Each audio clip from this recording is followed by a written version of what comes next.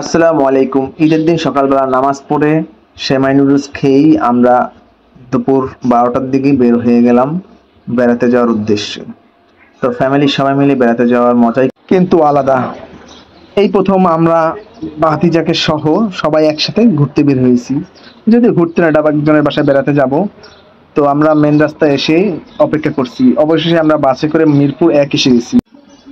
এখন আমরা রাস্তা পাড়ি দেবো। রাস্তা পার হওয়ার সময়ে একটা মুহূর্ত আপনাদেরকে দেখাবো। এই দেখুন, আমার বাবা মা ঠিকই একজন অপরজনকে হাত ধরেই রাস্তা পার হচ্ছে। তাদের এই বয়সে এসেও কতটা মিল। বর্তমান প্রজন্মের কাছে এইগুলো হয়তো বা লক্ষ্য করা যায় না। আমরা মানুষ ছিলাম 6 জন, ভাতিজাকে সহ 7 জন। যেহেতু ভাতিজা ছোট, তাকে বাদ দিয়ে আমরা 6 জন, 3 জন করে 2টা রিক্সা নিব। তো রিক্সা ভ্রমণটা খুবই সুন্দর লাগে এখন, কারণ এই মুহূর্তে ঈদের সময় ঢাকা খুবই ফাঁকা। আর ফাঁকা রাস্তা রিক্সা ভ্রমণ অনেক মজার। এক রিক্সা আমি আর আমার বাবা মা উঠেছিলাম। অবশেষে আমরা চলে এসেছি আমার ফুফাতনের বাসায়। এই যে আমার ফুফাতো বোনের ছেলে তাকিয়ান, ও আমাদের দেখেই খুব লাফাচ্ছিল। তো ঈদের সময় এক বাসার থেকে আরেক বাসায় বেড়ানোর মজাটাই অন্যরকম। আমরা আস্তে আস্তে যেহেতু 2টা বেজে গেছে, তাই আপু আমাদের জন্য খাবার রেডি করে রেখেছে। আর আপু বলতেছে আমরা কেন আরো তাড়াতাড়ি আসিনি, কারণ সে বলে সব কাজিনরা একসাথে থাকলে খুব ভালো লাগে। তো আশা করি আমার ফুফাতো বোনের হাতের রান্নার কথা কাউকে বলতে হবে না, কারণ বরিশালের মেয়ে বলে কথা। আপনারা যারা বরিশাল বিয়ে করছেন তারাই বুঝতে পারবেন বরিশালের মেয়েদের রান্নাটা কত মজা হয়। তো আপু আমাদের জন্য পোলাও, কাতলা মাছ, রোস্ট আর গরুর মাংস রান্না করেছিল। তো এক্ষেত্রে সবাই রোস্ট খাওয়ার সময় লেগ পিস আশা করে। অবশেষে আমি ভাগ্য সহায় লেগ পিসটা পেয়ে গেছি।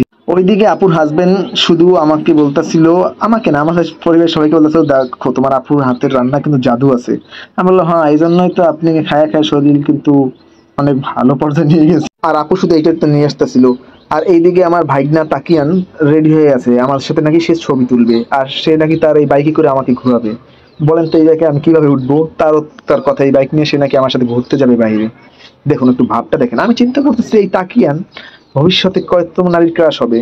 তো সন্ধ্যাবেলায় আপু আমাকে দায়িত্ব দিল চটপটি ফুচকা বানানোর। বলে আমার হাতে চটপটি ফুচকা নাকি অনেক মজা, আমাদের বাসায় গিয়ে খেয়েছে অনেকবার, তাই তার বাসায় নাকি আমাকেই বানিয়ে খাওয়াতে হবে।